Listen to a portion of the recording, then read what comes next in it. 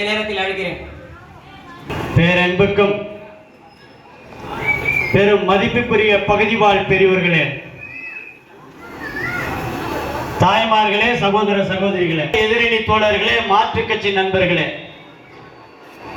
மற்றும் இங்கே திரளாக கூடியிருக்கின்ற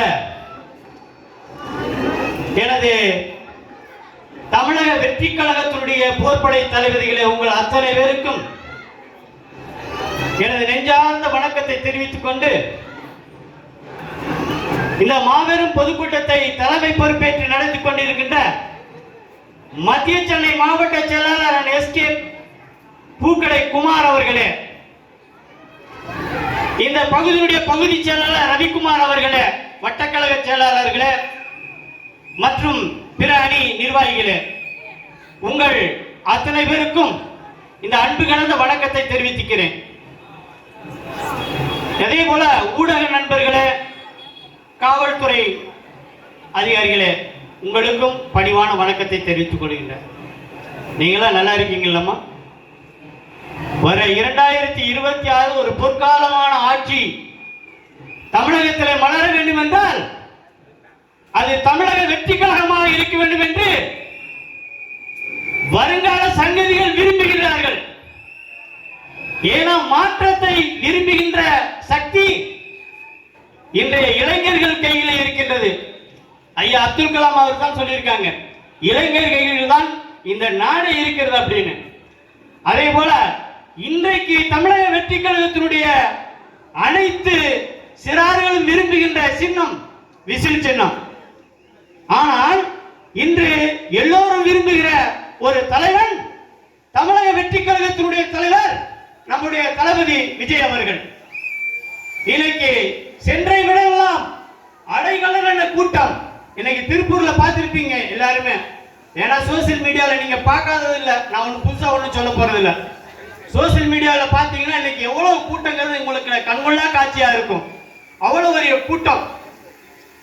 ஆனா அங்கேயும் பல திட்டங்கள் அங்களுக்கு அதுல இருந்து ஓய்வு பெற்ற நெசவாளர்களுக்கு எல்லாருமே எண்ணற்ற பல கருத்துக்களை எல்லாம் சொல்லியிருக்காரு. ஆனா இங்க இந்த திராவிட மாடல் ஆட்சி தமிழகத்தை 5 ஆண்டு காலம் ஆண்டு நம்மளை எல்லாம் ஏமாத்தி விட்டார் என்றுதான் சொல்ல வேண்டும். ஏன்னா இந்த 5 ஆண்டு காலம் ஆட்சி செய்தது என்ன பெரிய சாதனை என்றால் 10 கோடி லட்சம் வாங்கி வச்சதுதான் பெரிய சாதனை திராவிட மாடலுடைய ஆட்சி. ஆனால் ஒவ்வொரு தலைக்கு எவ்வளவு வந்திருக்குங்கிறது நீங்க பாருங்க. பிறக்க போற குழந்தை கூட கடன் சுமையை ஏற்றி வச்சிருக்காங்க இந்த திராவிட மாடல் ஆட்சி. ஆனால் நாங்கள் ஆட்சிக்கு வந்தால் எங்கே மதுக்கடைகள் இருக்காது என்று சொல்லிதான் இந்த திராவிட மாடல் ஆட்சிக்கு நம் மக்கள் வாக்களித்தார்கள். ஆனால் அவர்கள் நிறைவேற்றினார்களா? அது இல்லை. ஏனால் அக்கா கனிமொழி அக்கா எம்பி சொல்றாங்க, இங்க தமிழகத்தில் இளம் விதவைகள் அதிகமாகி விட்டார்கள் என்று. இப்ப மட்டும் என்ன வாழ்ந்து கொண்டு இருக்கிறது? என்னுடைய இளம் தம்பிமார்கள் எங்கு பார்த்தாலும் மதுவை அடித்து விட்டு போதைக்கு அடிமையாகி அவங்களுக்கு என்ன செய்யறேனே தெரியாம பெட்ல படுத்துக்க மாதிரி தலையில படுத்து கிடக்காங்க. இதெல்லாம் இன்னைக்கு அன்றாடம் பார்த்து பெரும் கொடுமையா இருக்கிறது. ஆனால் ஒரு மாற்றம் தேவை என்றால் நீங்கள் வருகின்ற 23ஆம் தேதி நமது தமிழக வெற்றி கழகத்தினுடைய வேட்பாளர் அண்ணன் ஆதவ அர்ஜுனா அவர்களுக்கு உங்கள் பொன்னான வாக்குகளை விசிச்சிருந்தில் வாக்களிக்க வேண்டும். ஏழையாக பிறந்தவர், காவேரி தாயின் தலைமகன், தமிழக வெற்றி கழகம் நமக்கு தந்த தலைமகன் அண்ணன் ஆதவ அர்ஜுனா அவர்கள். அண்ணன் ஆதவ அர்ஜுனா அவர்கள் கடுமையாக மிகவும் ஏழை குடும்பத்தில் பிறந்து சின்ன வயதில் தாய் தந்தை இழந்து படித்து பட்டம் பெற்று தானாக பெரிய ஒரு அரசு இதுகளில் படிச்சு அங்கே தங்கி ஹாஸ்டல்ல தங்கி படிச்சு அந்த இன்னைக்கு நம்ம ரேஷன் அரிசி சொல்றோமே, இந்த ரேஷன் அரிசி பொருள் அந்த சத்துள்ள உணவை சாப்பிட்டு வளர்ந்த மகன் தான் நம்மளுடைய அண்ணன் ஆதவ அர்ஜுனா அவர்கள். அவரை போன்ற ஒரு நல்ல மனிதன் நமக்கு கிடைக்காது. இந்த தமிழக வெற்றி கழகம் நமக்கு கொடுத்திருக்கின்ற ஒரு மாபெரும் பாக்கியம் தான் அண்ணன் ஆதவ அர்ஜுனா அவர்கள். நீங்கள் எப்போதும் மறந்துவிடக்கூடாது. அண்ணனுக்கு ஒரு வாக்களித்தால், நீங்கள் ஒரு முறை நீங்கள் வாக்களித்தால் உங்கள் வாழ்நாள் முழுக்க உங்களுக்கு சேவகனாக இருப்பார். மறந்துவிடக்கூடாது. கூப்பிட்ட குரலுக்கு ஓடோடி வரக்கூடிய ஒரு நல்ல மனிதர், மாண்பு உள்ளவர், எளிமையாக பழகக்கூடியவர் என்பதை நீங்க மறந்துவிடக்கூடாது. மற்ற விவரங்களை சொல்லுவார்கள். இன்னைக்கு ஆட்சிக்கு வந்துட்டா நாங்க உங்களை அதை செஞ்சிரோம் இதை செஞ்சிரோம்னு சொல்லிட்டு போவாங்க. ஆனா 5 ஆண்டு காலம் வெற்றி பெற்று சென்று இங்க வராத எம்எல்ஏ இருக்கிறாங்க. அது உங்களுக்கு யாருன்னே தெரியும், நான் சொல்ல தேவையில்லை. ஏன்னா அது போல நம்மளுடைய எம்எல்ஏ இருக்க மாட்டாங்க. நமக்கு சேவை செய்ய வேண்டும் என்பதற்காகவே இங்க வந்திருக்காங்க. பணம் காசுக்கு ஆசைப்படுகின்ற மனிதன் கிடையாது நம்ம அண்ணன் ஆதவ அர்ஜுன் அவர்கள். ஏன்னா நீங்கள் அப்படியாப்பட்ட ஒரு நல்ல இதயத்தை தேர்ந்தெடுக்க வேண்டும். அப்படி தேர்ந்தெடுத்தால் தான் நம்மளுடைய வருங்கால சங்கதிகளுக்கு ஒரு மாற்றத்தை தர முடியும். ஏன்னா இன்னைக்கு நம்ம இது நடக்கின்ற போராட்டம் ஒரு விசில் புரட்சி, இது ஒரு மாற்றத்திற்கான புரட்சி. ஏன்னா நீங்கள் வாக்களிக்க வேண்டும் என்றால் நம்மளுடைய அண்ணன் ஆதவ அர்ஜுனுடைய சின்னம் தான் விசில் சின்னம், அதை மறந்து விடக்கூடாது. அதே போல இந்த பகுதியிலேயே எனக்கு தெரியும், நான் நீண்ட காலமா இந்த பகுதியிலே தான் வாழ்ந்தவன். நான் இப்பொழுதுதான் நான் விழிவாக்கத்தில் இருக்கிறேன். இந்த பகுதியில் எனக்கு தெரியாத இடம் கிடையாது. இந்த பகுதியிலேயே நான் சின்ன சிறாராக இருக்கும்போது 86லேயே பகுஜன் சமாஜ் கட்சியினுடைய மாநில தலைவர் ஆம்ஸ்டாங் அவர்கள் எல்லாம் நான்லாம் அங்கே பழகி இருக்கின்றோம். இன்று நம்ம இடத்தில் அவர் இல்லை. ஆனால் பிற்படுத்தப்பட்ட மக்களுக்காக குரல் கொடுத்த மாபெரும் தலைவன். ஆனால் இந்த திராவிட மாடல் ஆட்சியிலே அவர் இறந்து போனார். எப்படி இறந்தார் என்பது உங்களுக்கு எல்லாமே தெரியும். துண்டு துண்டாக வெட்டி. இப்படி ஒரு அநியாயம் நடக்கின்ற தமிழகத்திலே இந்த தமிழகம் திராவிட மாடல் ஆட்சி இந்த தமிழகத்துக்கு தேவையா என்பதை நீங்கள் சற்று சிந்திச்சு பாருங்கள். தூக்கி எறியப்பட வேண்டிய இந்த திராவிட மாடல் ஆட்சி நமக்கு தேவை. ஒரு நல்லதொரு மாபெரும் தலைவன், தமிழக வெற்றி கழகத்தினுடைய தலைவன், நம்மை ஆளக்கூடிய ஆற்றல் மிக்கவர். அவருக்கு என்னையா தெரியும் அப்படின்னு கேட்கிறாங்க. கட்சி தொடங்கி 3 ஆண்டு காலம் ஆச்சு. அவர் எப்படி ஆச்சு, எப்படி செய்வார்? இன்னைக்கே அந்த திட்டங்களை வகுத்து வர்ற 16ஆம் தேதி தேர்தல் அறிக்கை வெளியிட இருக்கிறார்கள்.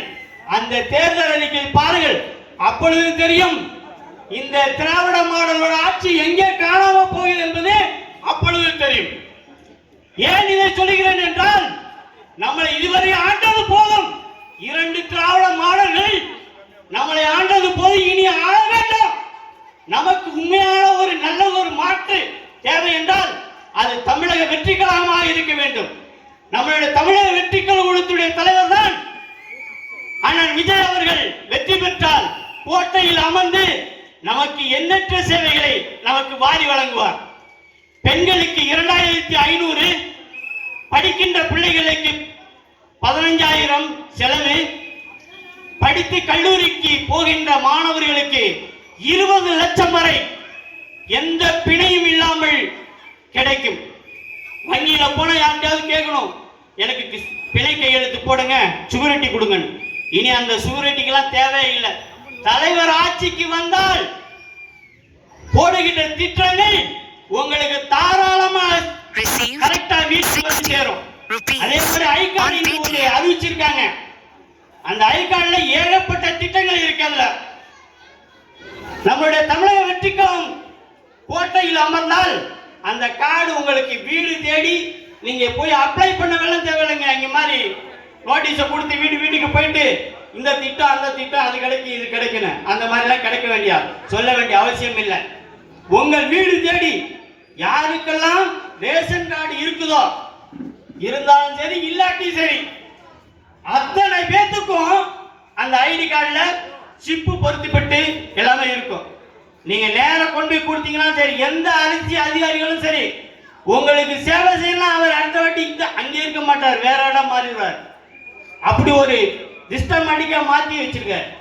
இனி வர்ற காலம் பொற்காலமா இருக்கும்.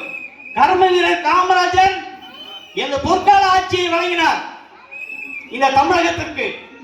ஆனா அவரை விட்டு சென்ற பணியை நம்மளுடைய தமிழக வெற்றி கழக தலைவர் தளபதி விஜய் அவர்கள் கண்டிப்பாக செய்வார்.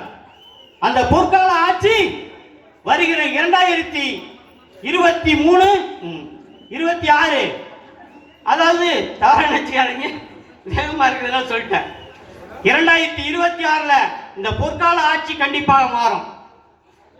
ஏன்னா இப்படி நம்ம எல்லாருமே சொல்லுவாங்க, காமராஜர் ஆட்சி தமிழகத்தில் நாங்களாம் கொடுத்துருவோம், திராவிடர் மாடல் ஆட்சி அப்படிதான் சொல்லிட்டு இருக்கு. காமராஜருடைய ஆட்சி, அண்ணாவுடைய ஆட்சி, எம்ஜிஆருடைய ஆட்சி இதெல்லாம் கொடுத்துருவோம் அப்படின்னு. எந்த காலத்துலயா கொடுத்தீங்க? எங்க பார்த்தாலும் கொள்ளை அடிச்சுட்டு இருக்கீங்க இல்லையா? எங்க பார்த்தாலும் கொள்ளை தான் நடந்துகிட்டு இருக்க தவிர மக்களை பாதுகாக்கிற ஆட்சி எங்க இருக்கிறது? ஒரு சின்ன சீராறு சரியான ஒரு 10 மணிக்கு மேல ரோட்ல நடக்க முடியுதா பாத்தீங்களா? அப்படி ஆட்சி தான் இப்போ நடந்துகிட்டு இருந்தது. ஆனால் இந்த ஆட்சி மாற வேண்டும், நமக்கு நல்ல ஒரு திட்டங்களை வகுக்க வேண்டும், ஒரு நல்ல ஒரு தலைமை இந்த தமிழகத்தில் இருக்க வேண்டும் என்றால் அது தமிழக வெற்றி கழகமாக இருக்க வேண்டும். நம்மளுடைய புரட்சி தலைவர் எம்ஜிஆர் அவர்கள் கொடுத்த சிவந்த கை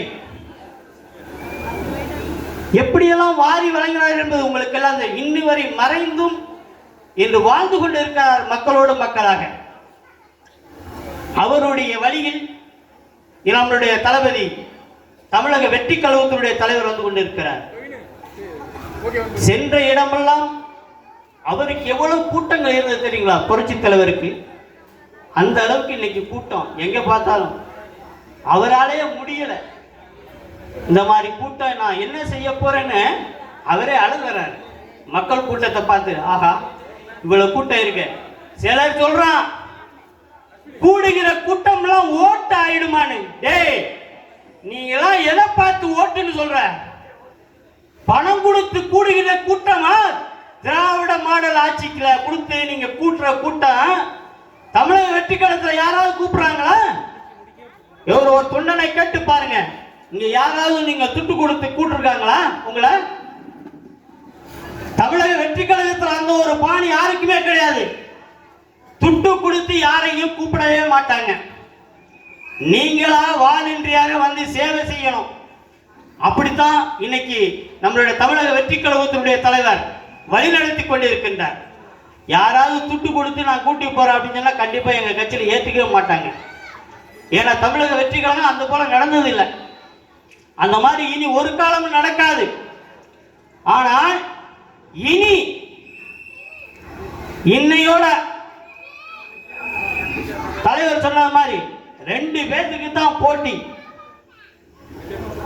அது ஒண்ணு திமுக, இன்னொன்னு தமிழக வெற்றி கழகம். இந்த 2க்கு தான் போட்டியை தவிர வேற யாரையும் நம்ம சேர்க்கவே இல்லை. ஆனா இப்படி நம்ம சொல்லிக்கிட்டே போவோம். ஆனா பக்கத்துல திருவிக தொகுதியினுடைய வேட்பாளர் பொற்கொடி ஆம்ஸ்டாங் இருக்காங்க. ஆனா நம்மளுடைய கட்சியில சார்பில் சொல்லியிருக்காங்க, மத்தியில அண்ணன் ஆதவர்ச்சனா கூட சொல்லியிருக்காங்க, அவர்களுக்கு நம் மனப்பூர்வமாக ஆதரவு உண்டு, எப்போதுமே அவங்க வெற்றி பெறணும் அப்படின்னு. நமக்கு அந்த மாதிரி எல்லாம் எண்ணமே கிடையாது. மற்றவர்கள் எல்லாம் சொல்ல மாட்டாங்க, நம்மளுடைய வேட்பாளரை மட்டும்தான் ஆதரிக்க வேண்டும் என்று சொல்லுவார்கள். ஆனால் நம்மளுடைய அண்ணன் ஆதவ அர்ச்சனா அவர்களும் வெற்றி பெற்று வரட்டும். அவர் இன்னைக்கு பார்த்தீங்கன்னா ஒரு சின்ன கை குழந்தையை வச்சுக்கிட்டு தெரு தெருவா வாக்கு சேகரித்துக் கொண்டிருக்கின்றார். அவரை பார்க்கும் பொழுது மிக வேதனையாக இருக்கிறது. எப்படி வாழ்ந்த மகள், இந்த தமிழகம் எப்படியெல்லாம் நம்மளை வழிநடத்தி கொண்டிருக்கிறது என்பதை நீங்கள் சற்று சிந்தித்து பார்க்க வேண்டும். நீங்கள் சிந்தித்து வாக்களிக்க வேண்டும். இந்த மாற்றத்தை நீங்கள் கண்டிப்பாக கொடுக்க வேண்டும். மாற்றம் ஒன்றைதான் வருங்கால சந்ததிகளுக்கு நல்லது செய்ய முடியும். இல்லைன்னா நீங்க விட்டுட்டீங்க. இந்த முறை நீங்கள் வாக்களிக்க தவறிவிட்டால் இனி எப்பொழுதும் யாராலும் இந்த தமிழகத்தை காப்பாற்ற முடியாது. இது உண்மை, சத்தியமாக சொல்லுகிறேன். இது சுடுகாடு ஆகிவிடும். ஏன்னா இருப்பவர்களால் கொள்ளையடிக்கின்ற கூட்டமாக இருக்கின்றது.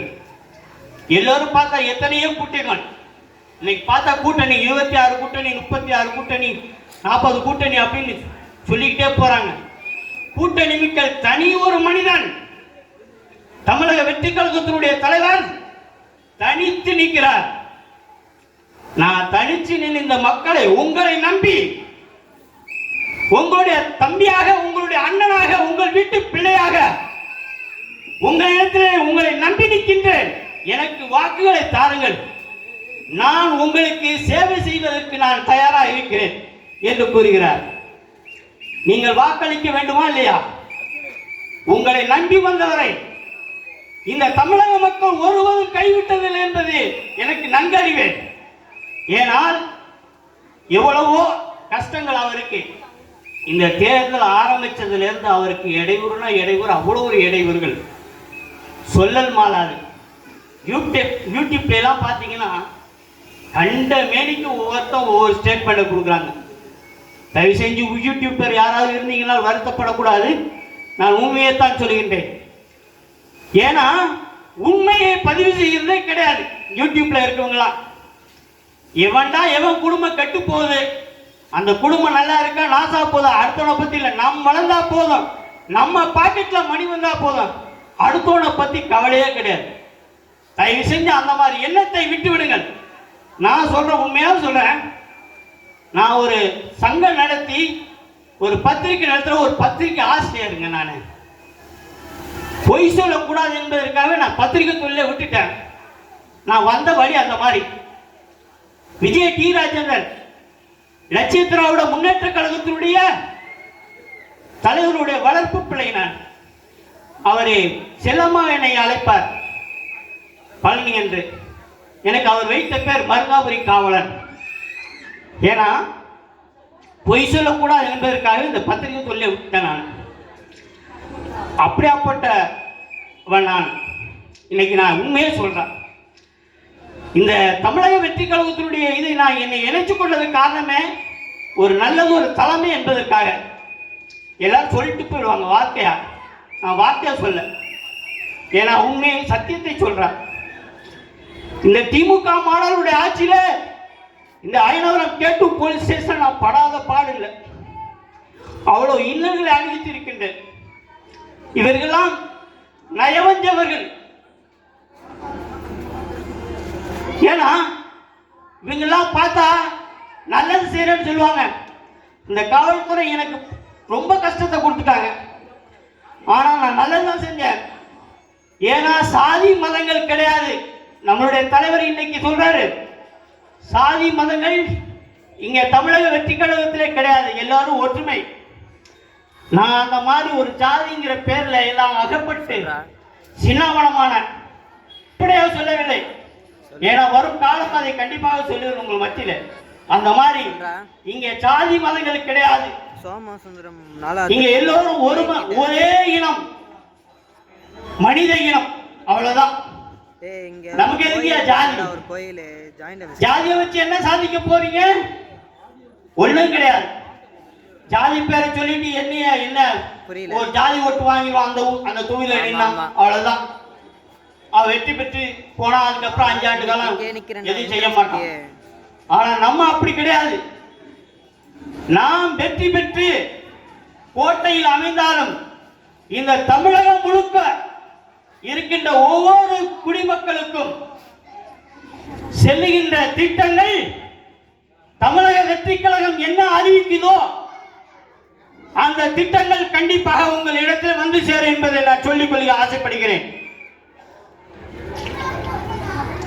இந்த மாவட்ட செயலாளர் சொல்ல வேண்டும் என்றால் 30 ஆண்டு காலம் எஸ்கே பூக்கடை குமார் அவர்கள் 30 ஆண்டு காலமாக தளபதியினுடைய பின்னாடியே தெரிந்தவர். அவர் விட்ட ஆணைகளை செம்மையாக செய்து சிறப்பாக பணி செய்தவர். அப்படிப்பட்டவர் தான் நமக்கு கிடைக்கின்ற பெரும் பாக்கியம். அதே போல உங்கள் மத்தியிலே வாக்கு சேகரிக்க வர இருக்கின்ற தேர்தல் மேலாண்மை பொதுச் செயலாளர் ஆதவ அர்ஜுன் அவர்களுடைய சின்னம் தான்